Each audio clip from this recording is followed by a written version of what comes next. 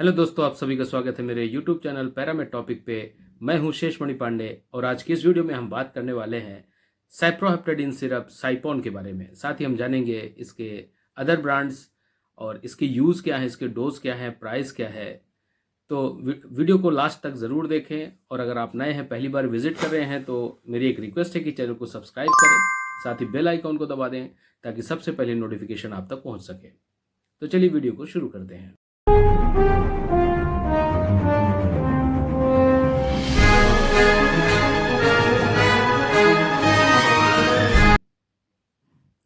साइप्रोहेप्टेडिन एक antihistaminic category की drug है। एंटीहिस्टामिनिक मतलब जो कि हिस्टामिन के अगेंस्ट होती है। हमारे शरीर में जब भी हिस्टामिन का रिलीज बढ़ जाता है या किसी प्रकार की एलर्जी होने की वजह से या इन्फेक्शन होने की वजह से जब भी हिस्टामिन का रिलीज बढ़ जाता है तो हमारी बॉडी में ईचिंग यानी कि खुजली जैसी कुछ लक्षण या एलर्जी बढ़ जाना जैसे सर्दी जुखाम इस टाइप के लक्षण जो है तो बढ़ जाते हैं। तो इस दवा का मुख्य रूप से उपयोग किया जाता है एंटीहिस्टामिनिक यानी कि जो भी एलर्जी के लक्षण हैं उसको कंट्रोल करने के लिए, चाहे वो फंगल इन्फेक्शन से रिलेटेड हो या नॉर्मल सीजनल एलर्जी हो। तो डॉक्टर अपनी चॉइस के अकॉर्डिंगली कई बार इसको एज ए एंटीहिस्टामिनिक प्रिस्क्राइब करते हैं। इस दवा को ट्राइकोलिन साइट्रेट के साथ में भी बहुत ज़्यादा यूज़ किया जाता है, जो कि सिरप फॉर्म में अवेलेबल होती है, जिसमें कि जो मेन ब्रांड है आज हम डिस्कशन कर रहे हैं साइपॉन सिरप के बारे में। ये ट्राइकोलिन सिरप के साथ में वेट गेन यानी कि हमारे एपेटाइट को इन्हांस करता है। एंटीहिस्टामिनिक एक्शन तो है ही इसकी, लेकिन इसका एक और एडवांटेज है कि यह एपेटाइट को इम्प्रूव करता है। साथ ही ट्राइकोलिन साइट्रेट जो कि हमारे डाइजेशन को इम्प्रूव करता ही है, साथ ही यह बाइल एसिड से बाइंड होके हमारे इंटेस्टीन द्वारा बाइल के दोबारा एब्जॉर्प्शन को रोकता है। इस प्रकार से ज़्यादा बाइल बनाने के लिए कोलेस्ट्रॉल की आवश्यकता पड़ती है, तो यह कोलेस्ट्रॉल के लेवल को भी कम करता है। इसका मुख्य रूप से उपयोग दो ही हैं, एक तो एज एंटीहिस्टामिनिक, दूसरा वेट गेन जिनको भूख नहीं लगती है, एनोरेक्सिया की कंडीशन है या खुजली है, वजन बढ़ाना है।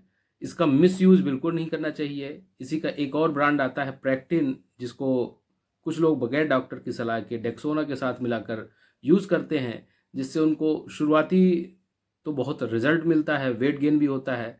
लेकिन डेक्सोना जो टैबलेट है उसका उपयोग लगातार करने के कारण कई दूसरे कॉम्प्लिकेशन स्टार्ट हो सकते हैं, क्योंकि वह एक स्टेरॉइड है और लंबे समय तक उपयोग करने से आपकी बॉडी में स्वेलिंग या फिर वीकनेस और भी जो दूसरे सीरियस कॉम्प्लिकेशंस हो सकते हैं। तो इस दवा को अगर आप प्रेक्टिन और डेक्सोना के साथ मिलाकर लेते हैं, जो कि एक अदर ब्रांड है, तो बगैर डॉक्टर की सलाह के लेना यह बिल्कुल अनुचित है।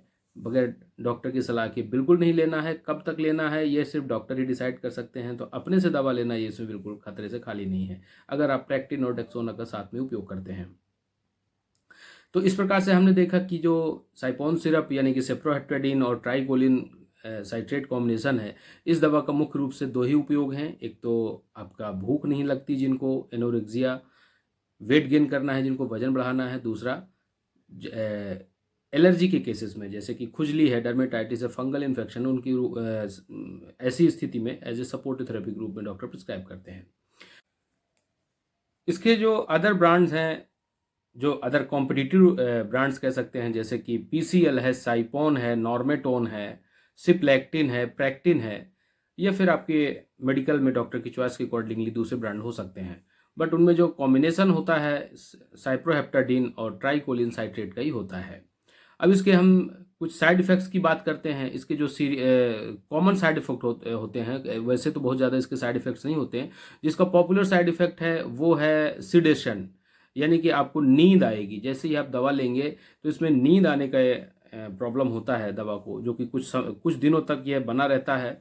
इसके बाद अगर आप लगातार लेते हैं तो ये फिर ऐसी प्रॉब्लम नहीं होती है। इसके अलावा एक्साइटेबिलिटी और नर्वसनेस ने स्लीपीनेस, आपको हमेशा नींद जैसा ही महसूस होगा, सुस्ती बनी रहेगी, नर्वस फील करेंगे। और कई बार ये increase sensitivity to sun exposure, कुछ लोगों को इसमें सूरज की रोशनी से भी सेंसिटिविटी बढ़ जाती है। तो इसके अलावा डिजीनेस, चेस्ट टाइटनिंग और अपसेट स्टमक या डायरिया किसी किसी को हो सकता है। तो ये कुछ इसके जो कॉमन साइड इफ़ेक्ट हैं ये देखे जाते हैं। अगर इससे अलावा कुछ सीरियस साइड इफ़ेक्ट्स होते हैं तो तुरंत अपने डॉक्टर से सलाह लें और उनको बताकर ही इलाज को कंटिन्यू करें।